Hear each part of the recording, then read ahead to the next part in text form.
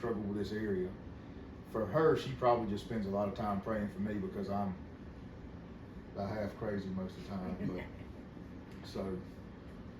But she used to say that those unrealistic expectations were little girl expectations of marriage. Every little girl plans and hopes and has these dreams and aspirations, and then real life hits and that stuff doesn't look like that anymore.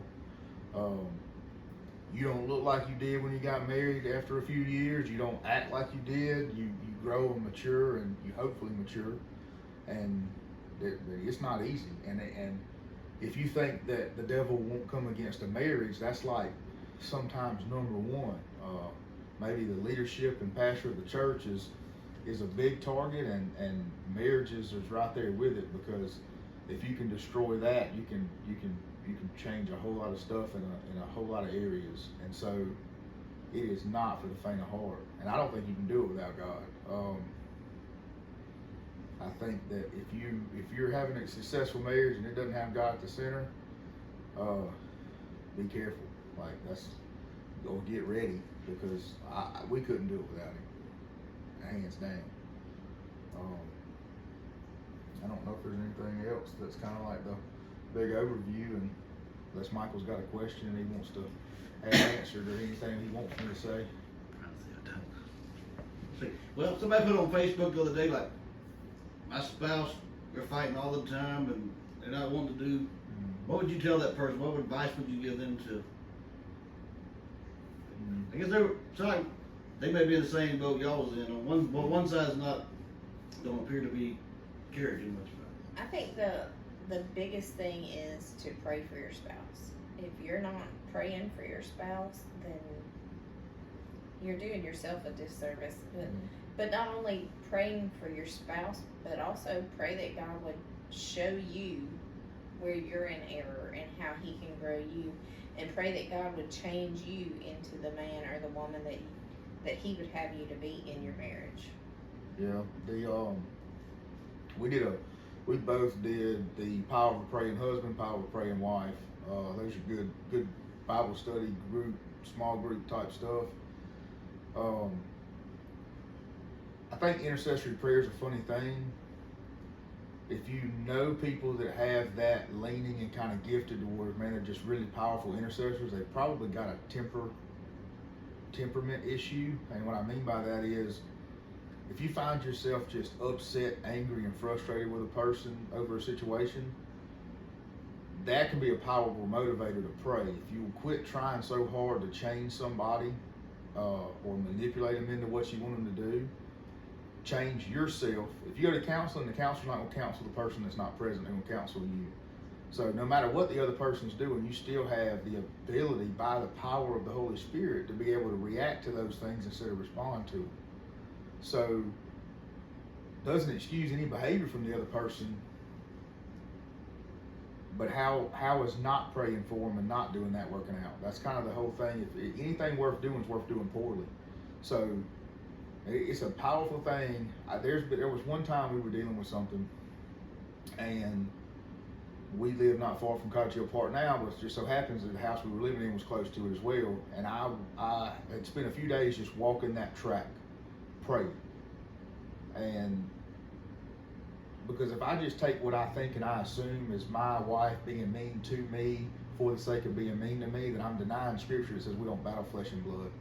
So if she's got a situation like that, it's already got a little bit of a disconnect with her walk. Or if I've got a situation where I'm being rude or mean or whatever the case is, then that's not me. That's not what I choose. I'd have to be insane to come home or wake up in the morning and say, you know what, I want to be mean to my wife and I want to just do everything that aggravates them today.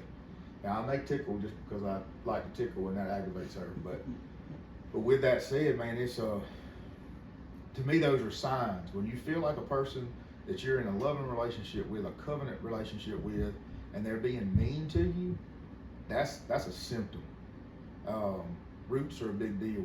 And so I think that there's nothing you can do more powerful than praying for the person, and praying in a way that's not self-serving. It's worked for us, I can say. The only problem Jill had is she prayed for me to be gotten a hold of, and he got a hold a little harder than I think she was expecting when it happened. that would be one person coined this in a book and said, before you look at other people as sinning against you, look at yourself as sinner first. Just meaning that, man, there's nothing more damaging than anybody's ever done to me than I've done to myself. So we always want to judge everybody else's actions against us way more harsh than we want to judge our actions on it. And I think that's a big deal as far as if you're struggling, find that Christian brother and sister, that couple that you can talk to. Take that stuff before the Lord at number one. There's nothing more powerful than prayer. Sometimes we do this, man, is there anything I can do besides pray? And I'm like, that's so stupid. It really is, but it's just human nature that we don't think just how powerful prayer can be. But the same Spirit that rose Christ from the dead lives and resides in us, and He can do anything. So He can resurrect a marriage no matter how far, or a relationship in that manner.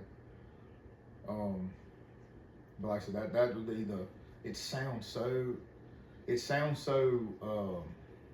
Cliche, maybe? inactive sometimes, you know. What would you say? I said cliche, maybe. It does. It sounds like, well, we'll just pray about it. That's because that is speaking from a lack of experience of answered prayer.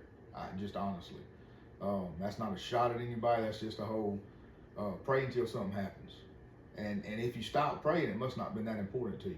I mean, just honest. Like, you don't, you know, if you want something, you'll go get it. That really is how we're built. So if it's important enough to cause you to have hey, this might be the end, then it's dang sure important enough for you to pray until you get an answer. And there's another author that writes on prayer, Ian Bounds. He says, look, if you ever get an answer from God, you got it before you deserved it. So keep pressing in and keep praying. So this is more a question as for you being a pastor. Is there like a breaking point? I know there's scriptural reasons to get divorced, but is there, I guess, a give up point or a breaking point? Or that's hard for me.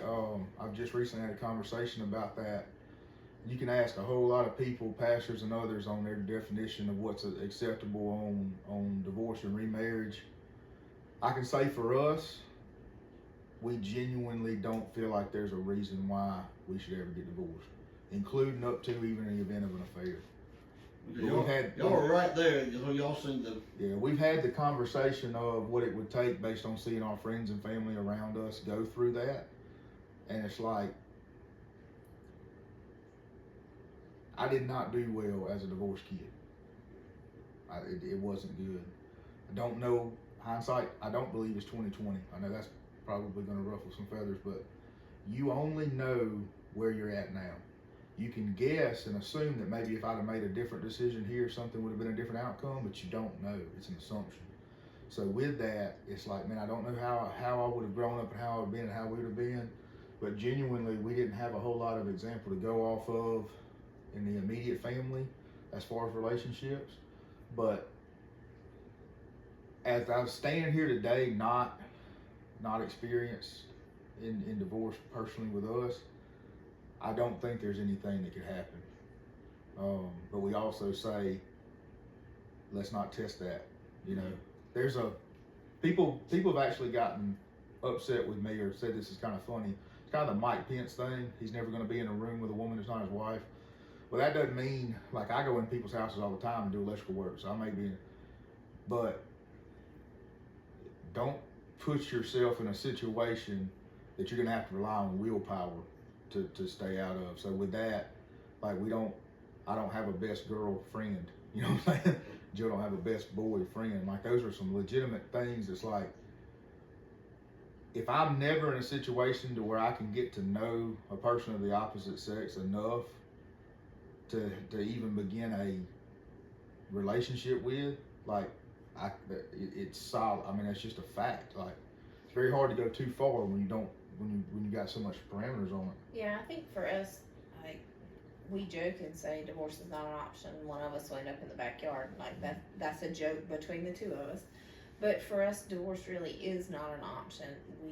We truly believe that God put us together. We have a covenant marriage with each other, that we are till death do us part, you know. And for us, there are boundaries that we have put in place in our marriage and in our relationships, that we don't have friendships with the opposite sex without the other present. We just don't put ourselves in situations where an affair could potentially develop. You know, we keep each other in check with the emotional ties that we have with other people, and we have communication that is probably some of the best of most people. We talk about anything and everything, and so there's, I'm not gonna say there's no chance, but it would be very hard for one of us to develop an emotional attachment to someone else, and most of the time that's where an affair begins, is with an emotional attachment outside of your spouse. I think too, like that's just that's one aspect of what causes destruction in relationships. But like I said, I hate divorce. Like I don't know if it's even healthy how much I hate it.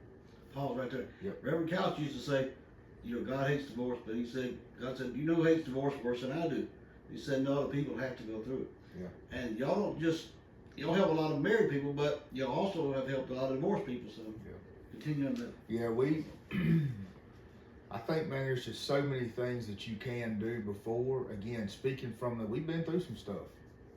I have not physically had an affair against Jill, but I have had plenty of what the Bible would line out as being an adulterous mindset based on either lust or based on even having, like, man, I am one who I can still be susceptible to temptation to see someone that looks attractive, and I have to put that in check.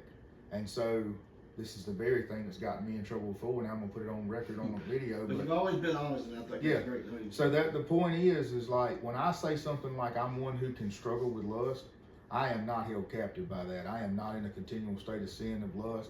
When something happens and it tweaks that whole thought process between whether it's something I see or just something I think, I take those things captive before the Lord, and I work through those things with Him, and I tell her everything. Like, there is no, like, it is weird to me that someone couldn't sit down with their wife and say, look, man, I thought this, I did this one. I think that also gives her a peace of mind of going, if you come up to Jill tomorrow and say, your husband said or did this, what would your reaction be? Most likely it's going to be, I know. Right. Yeah. So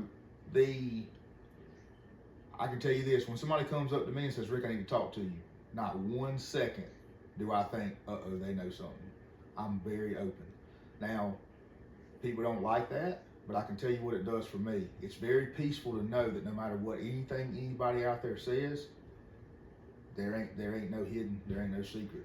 I'm not perfect, but as far as it comes to relationship, like, there's nothing that she doesn't know that I struggle with, and things that I think that she probably should be repulsed by that I've had issues with before in my life that should have just walked away based on that guy, whatever.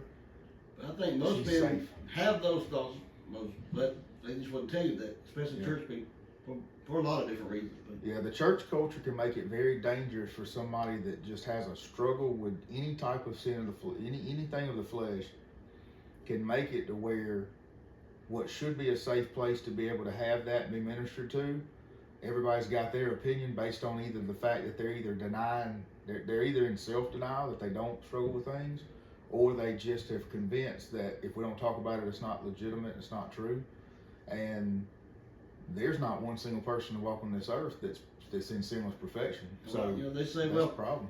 Be open, have accountability, but like, you're afraid if you say, oh, I'm watching porn, if I do this, that you're going to lose your position, Sunday school teacher, pastor, whatever it is. So we want to protect our position, so we hide behind these masks. Right. Yeah. Like you're open about it. So there's many people that I've talked to that know, based on me being open, have told me things that'll go to the grave with me that she don't know nothing about.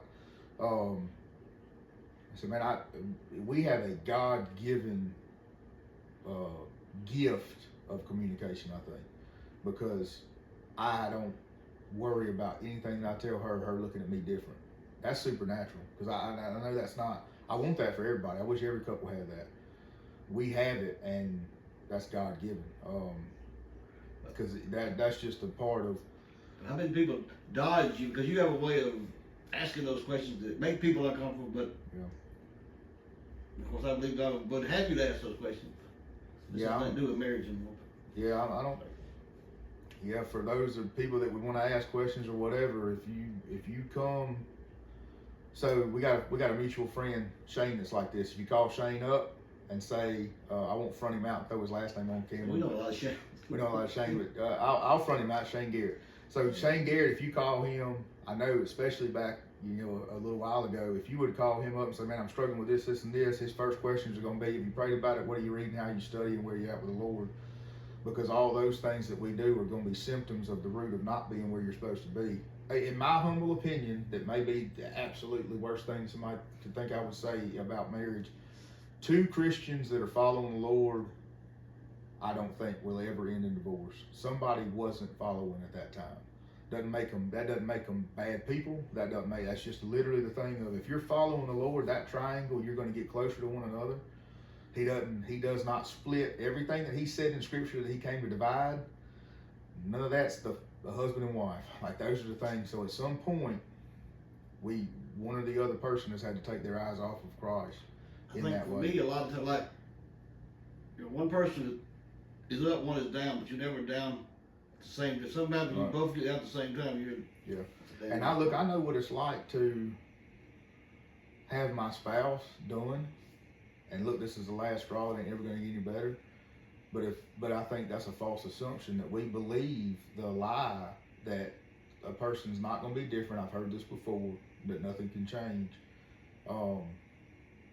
We are living proof that that's not true 100% of the time. I don't think we're so special of a couple that we're the only one that's true for. But for us, like, we are not who we used to be. And it's funny because we get in trouble by the kids because we go places without them too much, they say. But like, we love our children, but man, that's my best friend. Like, Jill is my best friend, my confidant. I was going to ask that. Like, from a non-spiritual side, people always say, well, you got to have a date night. So what do you do to keep the romance or whatever? Go ahead. So for us, like, we have a strict bedtime. Our kids go to bed at a certain time every night.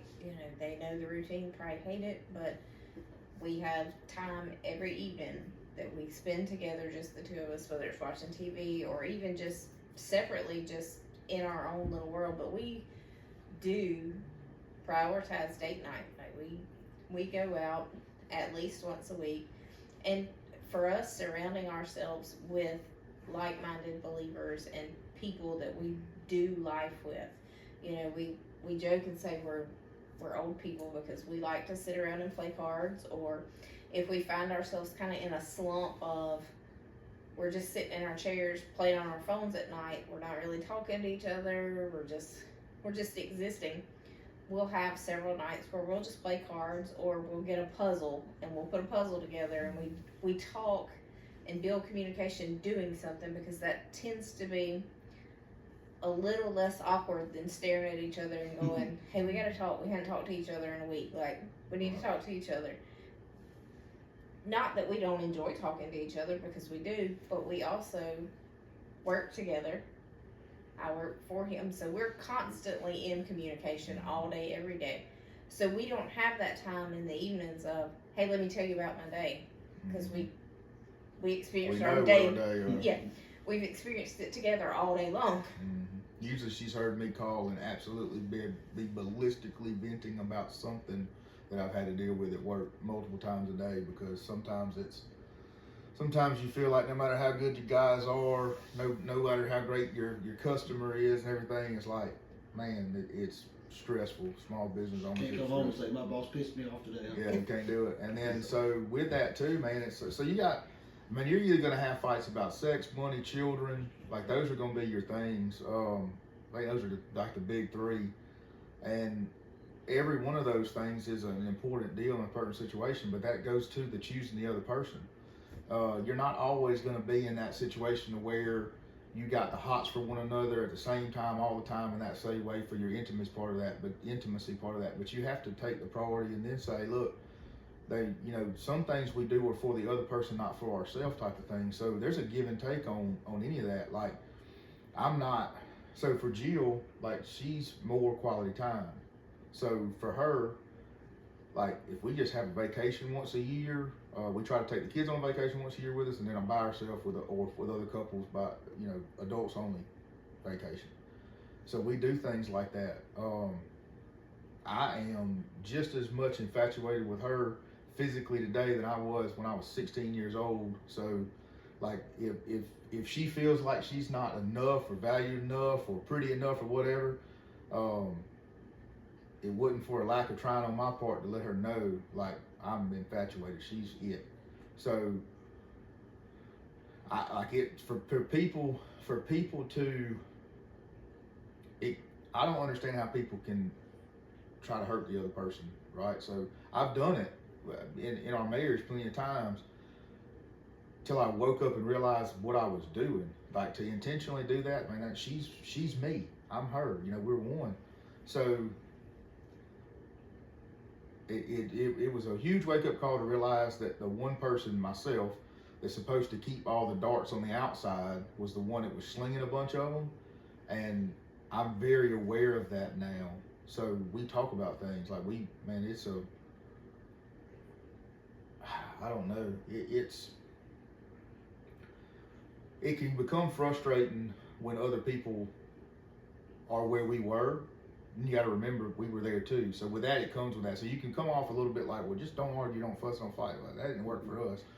It was a growth process with the Lord. I just think that when you put the fences around of both of you being committed to the Lord, and you've got that circle of Christian friends, I'm not saying you don't hang out in the world and minister and witness and all those things, but I think primarily you need to be saturated with Christians are really good about, like, getting on fire for God and not staying that way. So you like the whole illustration where the pastor comes to the guy's house that hasn't been in church for a while. He sits down and he goes, I know, Pastor, I haven't been in church. I know I really do need to, but I think it'll be okay if I miss a little while. And the pastor just reaches over and grabs a coal and sits out on the hearth of the fireplace, and he just sits back down, and the guy's looking at the coal and whatever, and all of a sudden the coal just dies down and gets cold, and the pastor goes up, grabs the coal, puts it back on the fire, and it like ignites again. And he's like, okay, good point. I'll see you next Sunday. Like, man, we don't miss church if we can help it. Like, being part of a local family that you're accountable to, and a group of Christians that care about you and know you. There's a pastor that says to be 99% known is to be unknown. That's a big deal, because the devil will convince you if people knew the real you, they wouldn't like you, they wouldn't love you, they wouldn't care for you. And it's Sometimes like, man, they won't, but some people. Yeah. But some will. The people that mind don't matter. I mean, that really is the trace. The people that can't accept me or Jill for who we are, and have a problem with us, they don't matter. I feel like I got to watch the change in your life over the years, but I didn't know you really. How did God change? What did God do in you personally over the not necessarily marriages? I think for me personally, like, understanding what a true relationship with Christ means and what it truly, I professed to be a Christian from the time I was like 6 years old, but I didn't live it. I didn't know what a real relationship was. I didn't read my Bible. I didn't study. I didn't pray, and so that has since become a regular part of our lives. We don't sit and read the Bible together for hours. He'll say, hey, I listened to this today. Will you listen to this? Or I'll say, hey, I read this today in my devotion. So we do share things about what we learned separately, but we actively serve together in the church, and in Tracy's ministries and other ministry opportunities we've had.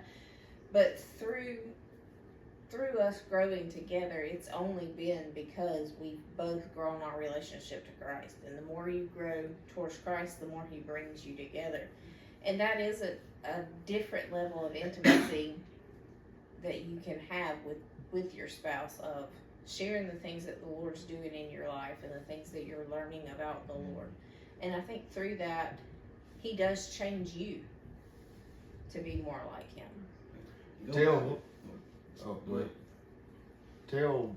You've said this, and I think you said it come to your mind all the time, but I love that part of your testimony, how you say it about you were kind of brought up to be this kind of hard, independent woman that doesn't need nobody, this kind of process like that. I think that will speak a lot to what the Lord's done in just your personality. Yes, my parents divorced when I was 2 years old. And then my mom did not remarry until I was 13 years old. So I grew up predominantly with a single, strong-willed female. I was the first person in my family to go to college and graduate college. So I was brought up to be strong, independent, not to depend on a man, never to need a man. And when we first got married, that was my mindset of, yeah, we're married, but I have a job, I have a career, I have 3 college degrees. Like, I can stand on my own 2 feet. I don't need him. I choose to have him in my life, and is my biggest blessing in my life. But as the Lord has worked on me, in fact, submission was such a big deal to me, the word submission, that I took it out of my wedding vows. Was not going to have that in my wedding vows. So as I've grown to be a Christian woman and understood what it means to be submitted to Christ and to be submitted to a man that's following Christ, the word submission is no longer a bad word in my world. You know, I work for Rick, but predominantly I'm a stay-at-home mom. Like, I don't use my degrees. I put my career on the back burner way back somewhere now to raise our kids, to homeschool our kids. Like, I depend on Rick for everything. You know, not only just financially or emotionally or sexually. Like, he is my best friend, and I lean on him when I feel like the world is against me. And he is the one that's there that lifts me up and encourages me to take another step, or to say, you can do this, or... I want to get to that in a minute, but go back for a minute. Looking back in my marriage, but I think what you said about the kids going to be at a certain time, I think it would have made a big difference in my life if we, anyway. But what do you, I'm sitting here and it's quiet, it's peaceful, it's clean, but what do you tell people with young, 2 or 3 young kids running and screaming in diapers and just... We had 2 in diapers at the same time. So we had Benjamin and him are 21 months apart. 19 months apart. So they were in diapers at the same time, and we used to get so frustrated with people and couples that we knew that had older kids because they didn't have to have the same like attentiveness and processes. But we've never lived for the kids. What they do extracurricular made to other families look like it's ridiculous that they're not involved in everything and doing everything. There's a guy, I'm not gonna thump on people that have your kids involved in every sport there is, but I can say this with confidence. Vody Bacham says, look, if professional sports provided the people out in our world with the most character in morale, then we would have a little bit different outtake on these celebrity sports players. Again, not thumping it, just saying that it's never been these kids need to be provided with everything, and they need to run the house, and I love them to death. She's number 1. Like, all right, number 2, God, her. That has been both of our take on that, to where when they leave, and we're not going to have an empty nest syndrome. Melanie, our oldest, she very much so remembers about 4 or 5 years old, a time where she looked at her mother and said, I don't love you or I hate you, one of the 2. And I looked at her and I said, let me tell you something, I love you a lot. That's my wife you're talking to. I love her more than I love you. Now that can be tragic and trauma and post-traumatic stress syndromes out there for some people probably thinking about child psychology and stuff. But I can promise you that if you love your wife and her wife loves you to the point to where the kids know you're in each other's number 1 earthly relationship, there is not a better example you can give them as far as that. I don't care what they could learn in other things that you may not be able to provide for them and do. Because we can't run around the country with 3 kids and have every one of them doing something they want to do and all that stuff. And we don't play good cop, bad cop. They don't get to run to one. Like, we're on the same page with the whole, what did your mama tell you? What did your daddy tell you? What about the stressed out mother with 2 kids and trying to get out and go for church, and one of them splits up on, and trying to, where do you find time to pray or time for each other? Yeah, you got to answer that one for us from your perspective more than I can from mine. I think that just goes back to, we do have a schedule. You know, our kids, even Melanie is almost 18, and at 9:30 this house is shut down. Like, devices are put away, everybody's in their respective areas. They don't necessarily have to be going to sleep, but that's our time to have an hour and a half to just talk or whatever. We paid babysitters. Like, if you want to say what we did, like, we did still have date nights when they were young. I had to learn as a man that when the kids are small and they're like that, they do need more attention than I need. They don't take the place of number one spot, but I have to be able to listen to the fact that she's had 2 small kids cling to her all day. She's gonna get to the point where, look, don't touch me. There ain't nothing in the world wrong with saying to your wife, who is very much so overloaded with everybody touching them, that, hey, look, I go, everybody in the whole world's begging for you and calling mama to touch. Just pencil me in on a time that I can touch you. Like, that's a good. If you need me to back off from the day-to-day thing, you got to look at other person's needs greater than your own. Like, and when your needs are popping up and they're going to be something that the devil's going to take that fleshly need that's a legitimate God-given need, but you're looking at it from a fleshly standpoint and a sinful standpoint of this need that I have in the flesh, or this need that I have for whether it's intimacy, sexual, or just intimacy in general, and then all those things, like, you got to be able to communicate those things. You go, hey, listen, hey, you know what we got to get a babysitter, whatever the case is, the date night at hotel, whatever you got to do. It sounds silly, but, like, it's better than the alternative. So for the men out there, back off of being so needy a little bit and realize that your wife knows that you have needs, especially if you communicate them well. You're going to have different needs than each other. You're not both going to be at the same level of sex drive. Those things are just going to be facts of the things. But you should care about the other person enough to be able to give them what they need and them reciprocate at the same time. There's going to be those times to when having 2 kids at the same time in diapers with one 5 years older, have mercy. Like, that's not a fun time. But what I can say is, you're not going to live there forever. Don't let a few years of you not being able, either one of you not being able to be where you really want to be in that marriage, destroy the potential future of what you can have for the rest of your life. I think somebody, the principal at Knollwood, said there's life after children. I think she had 5 children, so I guess y'all are in that stage. But I'll probably cut this in half and do a question and answer or whatever. But you're fine. But like I said, but that's the thing. It's like, man, it's I can tell you, being 26 years in, that these last 15 to 20 have been worth dealing with those times. Like,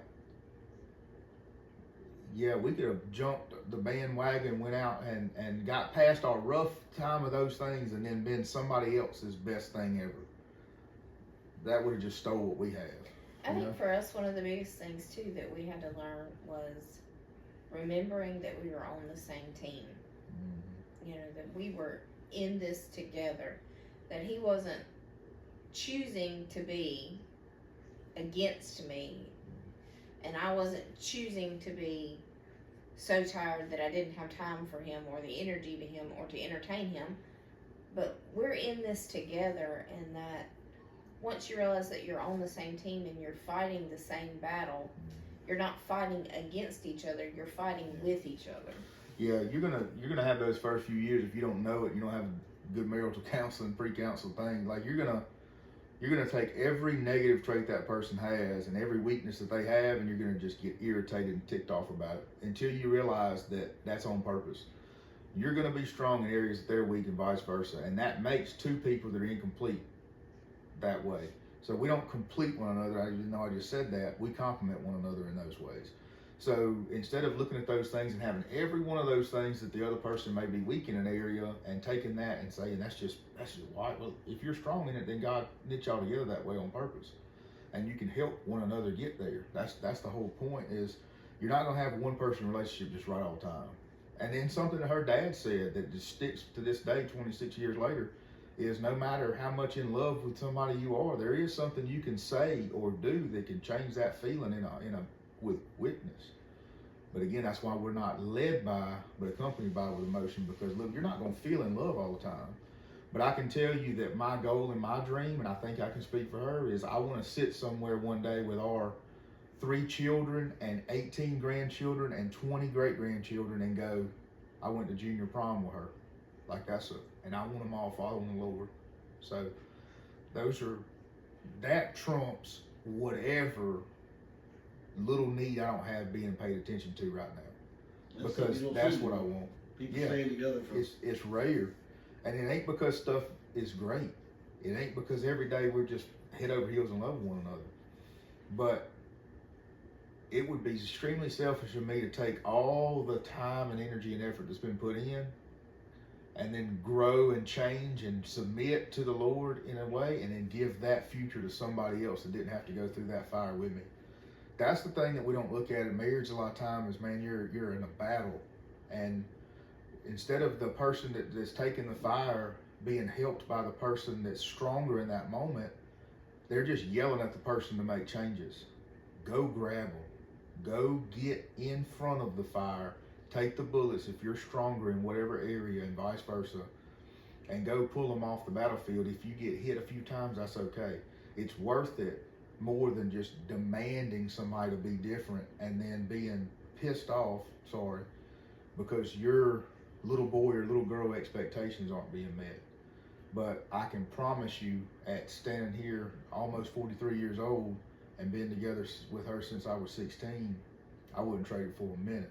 I heard a lady, Tracy Diaz, once was giving a talk, said, spouse talk, said, the devil lied to Eve and he's been lying to women ever since. So that kind of stuck with me, that there's what you see, but then there's also what you don't see, Yeah. where there is influence. And Yeah, for the word of God to say the husbands live with your wives in an understanding manner as they are the weaker vessel, it doesn't mean that they can't do what you can do and vice versa, all that stuff. That's a difference in they're typically going to be more susceptible to the enemy's voice than you may be. That's why he went that direction in the first place. And emotionally, it says that way from the torment that he'll do to the typical female mind of they're not enough, you're not being woman enough, you're not mother enough, you're just. And they, like, look, Jill can run this house without me, period. You know, like if there was just some magical machine that would send paychecks to the house, she'd be like, I got this. Like, she can run it. She's independent in that way, to where she's not needy at all in that way. She wants me there. She don't have to have me there. But that whole process on that and living with your wives in an understanding way, so that your prayers aren't hindered. Like, there's a few times in Scripture that God's like, I'm not going to listen to your prayers. He tells them in Amos, I don't even want to hear your song, because it's just not true. He tells Job's friends, I'm not going to hear you pray. I'm going to let him pray for you, and then I'll listen. And then he tells men that if you don't live with your wives in that understanding way and realize that the things that she struggles with, that all you see is they're not giving me enough, they're not being enough for me, they're not doing it me, that he won't even listen to you pray. Like, you know, you said that's a big deal. you might deal with lust or something like that, or I think that's how the devil gets that attacks men. But women, it's that emotional. I'm not enough, or he doesn't love me, or whatever. Yeah, like I got a litany of stuff. Like, I struggle, like I said, I when I say struggles with stuff like that, those are just things where I know that if I'm not careful and not diligent, the devil is going to hit me in a few different areas. He can hit me in the area of lust, so I have to take that captive to the Lord. He can hit me in the area of sinful anger, so I got to take that in those processes and do things. I struggle with a bunch of different things that when I say that, I mean I'm still susceptible to the temptation to do it, but I don't have to commit it. Like, there's every way that you're tempted, you provide a way out. Scripture says clearly. So we sometimes get so caught up on the person being able to be tempted that we don't think about, look, man, if I'm being tempted, there's a way out. I don't have to commit it. It's not the same thing. To be tempted to something is not the same thing as to commit it. It's clear. We as in the church sometimes want to really get offhand and think that that's not the case. And we're either not being honest enough with ourselves, or truthfully, we may not be doing enough for the Lord for the devil to even pay attention. Like that, I mean, I look at people that never has anything go on, and I go, well, I mean, either I'm doing something wrong, or maybe you're not a threat. You know, I don't know. There's a line in the song that says, let my name be feared at the gates of hell. I'm like, that's a pretty bold statement. You might want to go not want to go that far. But when Paul went up to, when the sons of Sheba went up to the demon-possessed man and said, in the name of the Lord Christ, Paul's God, we tell you to come out, and they go, hey, Jesus we know, Paul we've heard of, who are you? Man, that's a thing. But Two more questions. yeah, I've known you a long time, so I know how you get involved in church and Trace Diaz, and I know one time you had people 6 nights of the week having something here, and you want to do all that, but where do you have to draw the line about actually doing too much at church, or too much? You get so busy with all these good godly things that it can actually You want to answer first? I believe somebody out there would be going through something. Church will kill you if you let it. Like just church service in general for the sake of serving. 80-20 rule is for legitimate. Yeah, I think for us, when it comes to the point to where we don't feel like we've connected, this past week was extremely busy for us, and a rarity for us that we had something every single night this week. But even with all the things that we've had going on, we still have made time for each other throughout the week. But once we feel like we're not connected, which most of the time when we serve with church, we're both serving. So it's not a Rick's going to the church to serve and I'm at home with the kids, or I'm going to church and he's at home with the kids.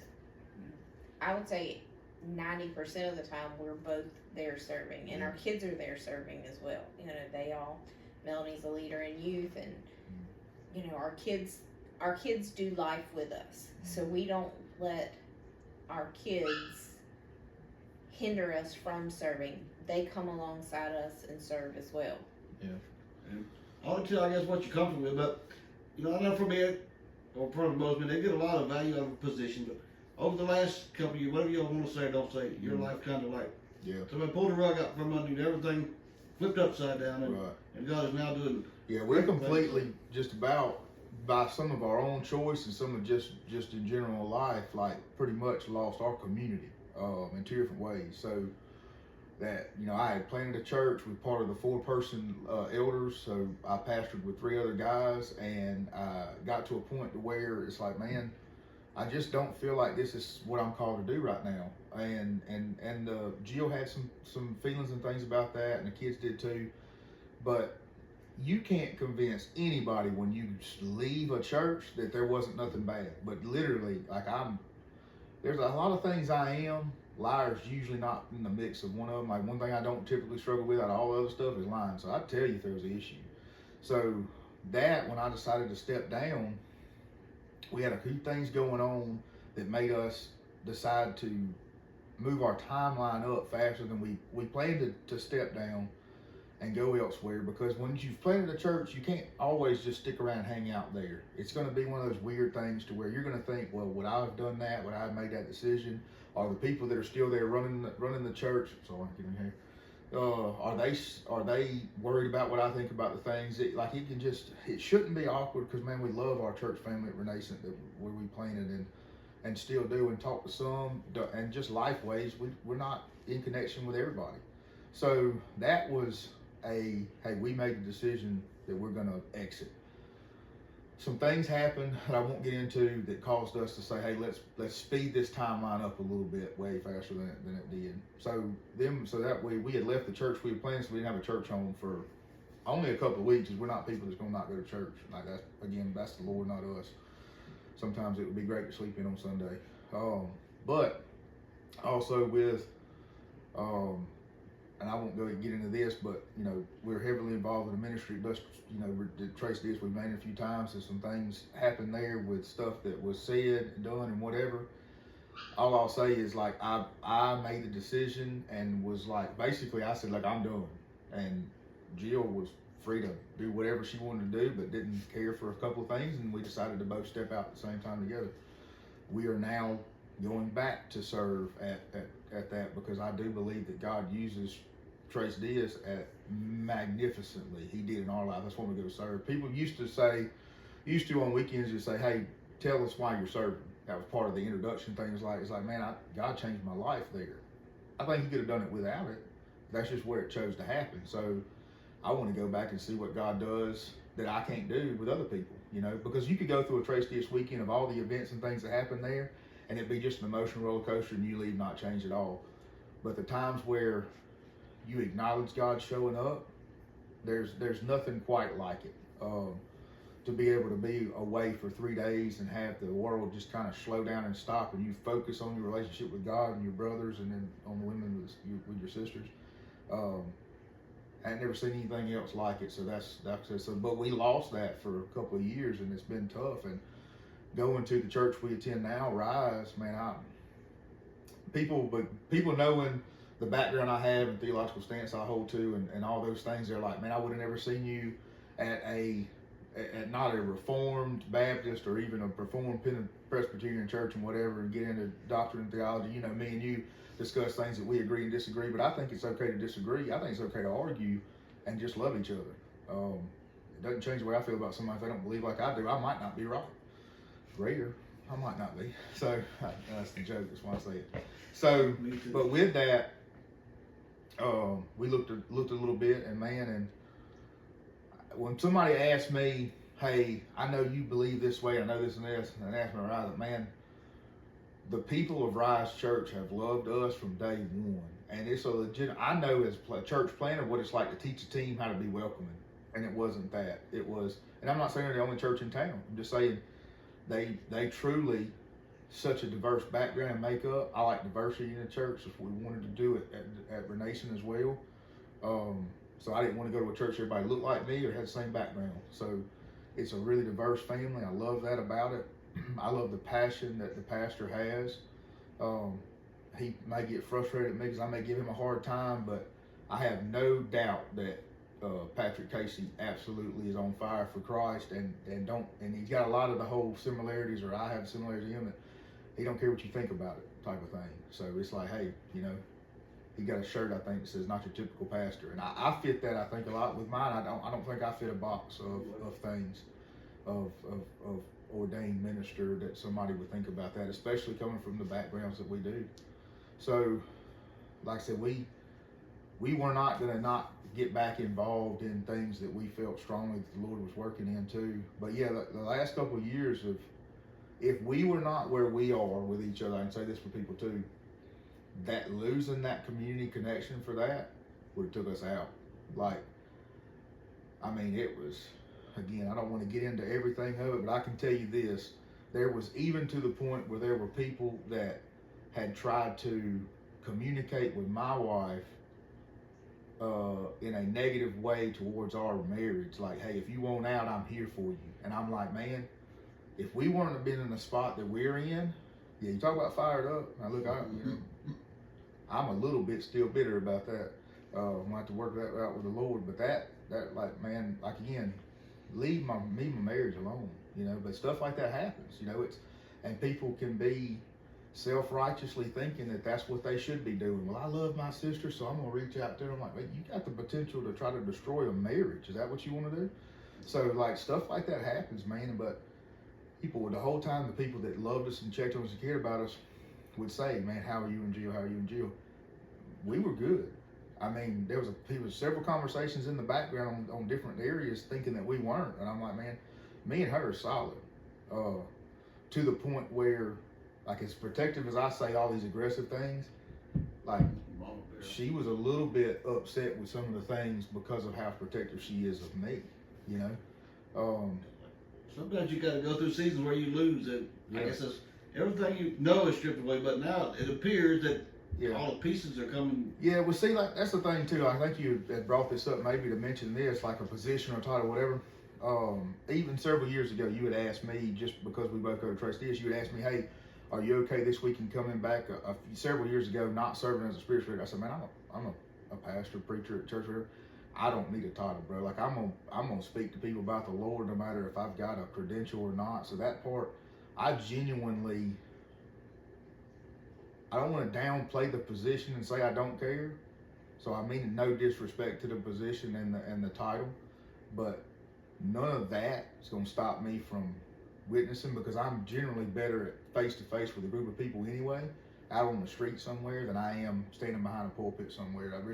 I'm really bent more to the let's just have a conversation about the Lord, whether you hate him or love him or don't know. I'm comfortable with either way. And a long time ago, a guy that we both know said that he asked, matter of fact, he asked the spiritual director at Trace DS, he said, man, what do you think about Rick? He said, man, I think he's called to the ones that people have given up hope on. I'm like, man, I don't give up hope on it, because I know that I didn't go looking for the Lord and be like, man, I really just want to follow the Lord.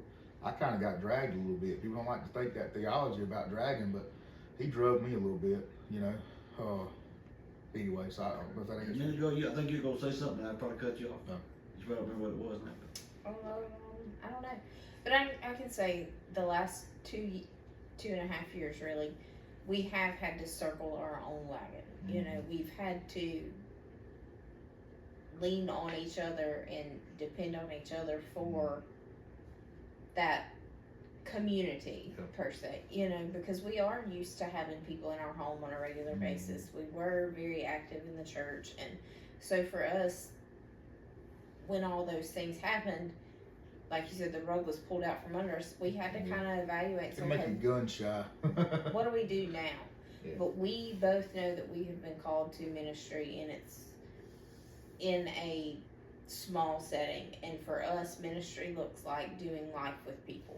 Yeah. It's not necessarily from a pulpit or from a platform. It is more on a small scale of doing life with people. And we found our people. You know, the Lord has blessed us greatly in the last 2 years with very strong relationships of people that we can call or text or say, hey, I need you to pray for this situation in our home, and know that it is safe, because we had a very insecure feeling as far as people were concerned. But knowing that we have our few safe people of, I can tell you the good, the bad, and the ugly, and I know it's going to stay right here, it's been a blessing for us. Yeah. We, people don't think when you're as outspoken as I am, okay, when you're my size, or whatever the case you can say of, if I have any intimidating factors or I'm just a lot to take, they don't know that I hurt like everybody else hurts. And the things that transpired over the last couple of years, man, like it broke me down. Like people that, you know, just relationships that you thought were one thing and it turns out they're not. And then stuff like, so I'm not invincible when it comes to my feelings. I'm a very sensitive person, which means I'm a very passionate person. So if I get mad, I get really mad. If I get sad, I get really sad. If I love you, I love you. Like, so with that, people sometimes, when you're involved in ministry and you're the couple that people hang out with and talk to and you minister to people, they look like that you're just kind of, you're bulletproof. And man, I'm not. There was a lot of attack, and bro, I'm not innocent in the situation on things like that happening at all. At the same time, people don't think about it. It's like, man, you know, so and so this and that, but it potentially, were it not for the Lord, my wife and children, you know, I struggle with suicidal ideation. So, and homicidal ideation. Like it can be, I have those full blown, you know, struggles at times with those things. The Lord can take that at any moment that He gets ready to. Hasn't as of yet, but I'm not struggling today like I was back then. But it's like you don't think about the potential that you have to harm somebody else because you're upset or offended at what they did. You know, it's like we forget they're a person type of thing sometimes. So we were gun shy for a good minute. When we first went to Rise, we're like, we're going to sit on a chair, we ain't serving, we ain't doing nothing, we're going to kick back. And that lasted probably about 2 or 3 weeks. Even that, you couldn't imagine the amount of people that's come to me and said how much you meant to them, and still do even. Right. You may not know that or see that, but it's a lot. Yeah, and that's one of those things to where all we've ever wanted to do was kind of be wrung out for if we can share our story, if we can help in any way, if there's something I can do that I can. We're both very empathetic when it comes to other people struggling with things, and you know, when all that stuff happened, it's weird because some of the things that were said and done, it's like you don't even know us. Like, I mean, it was kind of like Jill's just this soft powder puff person that I'm just dominate over and I just control her, and she's a poor pitiful thing. She's just abused. And I'm like, bro, you don't know us, because she'll, like, if anybody she won't take crap off of, it's this guy. I've looked at her before and said, you sure will stand up to me, but you won't stand up to so-and-so. But, like, that's not the case. Yeah, I'm the loud one. I'm the one that talks a lot. But when Jill's done, she's done. And when she's got something to say, listen, you know, it's just one of those things. But let's end on a happy note. What's the next 20 years look like? Man. So that's gray hair. I already got a lot of on my beard at least. I won't have no gray hair in the head. For me, it's like we said, I want to. How many grandkids was it? I don't know how many they want to have. However many they want to have. If you got if you got 3 kids and they have a couple, you know, you potentially may have 6 or 8 or whatever, depending on how they all grow up and live. But like I said, I want them all on a path, if not already following the Lord. We want to be, I think, patriarch, matriarch type of thing. That's a goal. I don't have any career aspirations. I don't care what quality does. If it works out, if it don't work out as far as my business, I'll get a paycheck somewhere and do that. But I don't care about it being rich. I'm severely blessed in her, the children I have, the people that are close enough to me to have access for me to care about their feelings and vice versa. I'm rich in that way. So all I want that to do is just you grow. don't just live it at church. You actually walk it out at home, I guess. And that's rare. The kids to see that in real.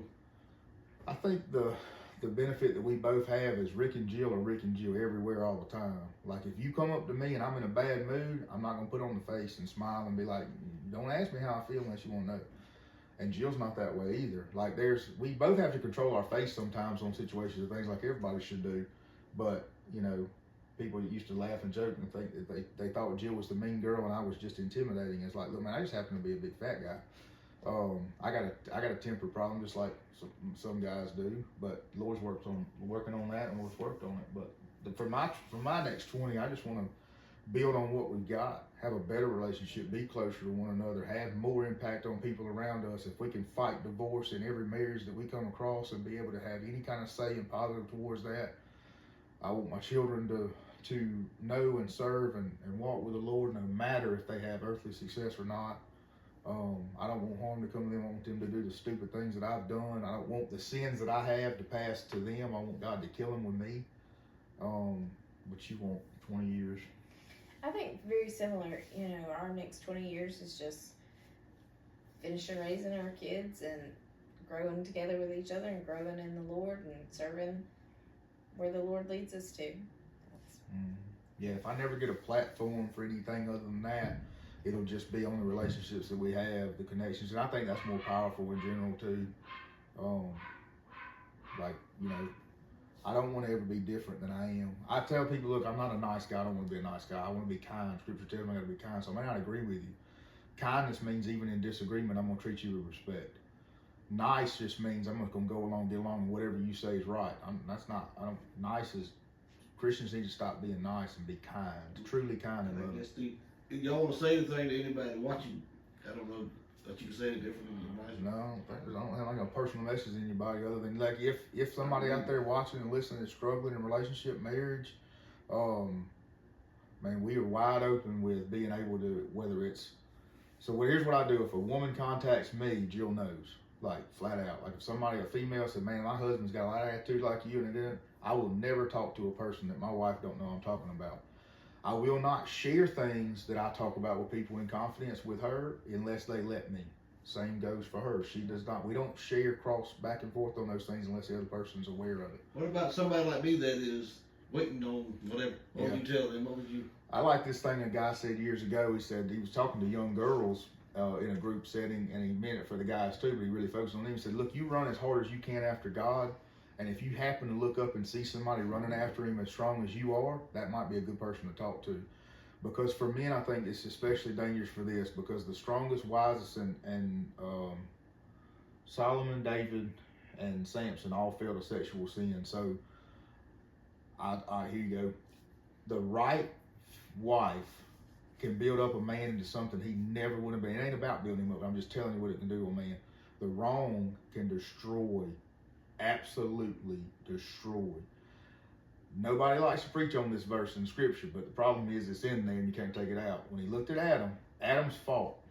He was passive. So the Eve and Adam on the fruit, taking of it, Adam's fault. Not Eve's fault, Adam's fault. And Eve's secondary. But he said to Adam specifically, because you listen to the voice of the woman. That doesn't mean that you shouldn't listen to wise counsel from your spouse if you're a male.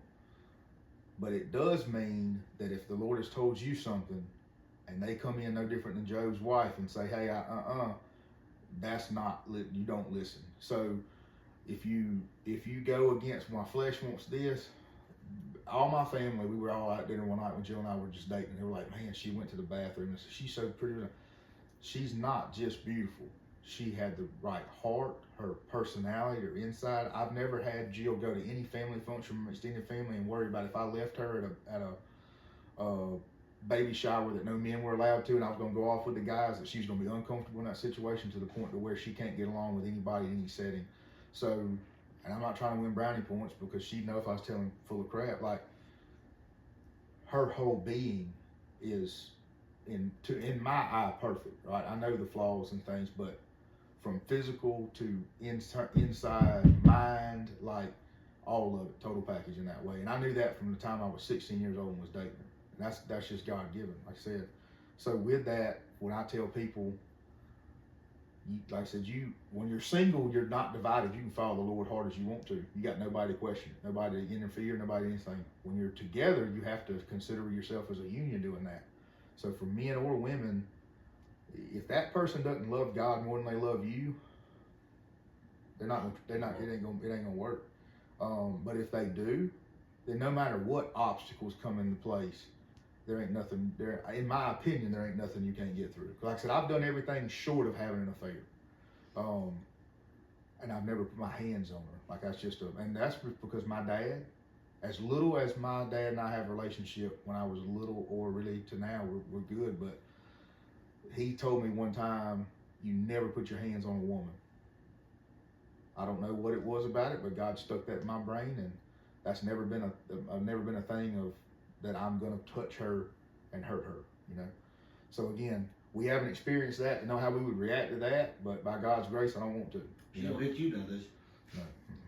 I guess if y'all comfortable with it, I'll let both of y'all just kind of say a little prayer for those that are watching that. Maybe they're struggling, maybe they're not, maybe they're looking for something, whatever their situation is. Right. Okay. Yeah, we can fold my gut up. Lean up. You want me to pray? Yeah. So, y'all do it. Whatever y'all comfortable. Father, I do just ask that anybody that hears this message, that anything that's words that are just from mine and Jill's flesh, that you just erase them from their memory, and anything that's of you, just let that stick.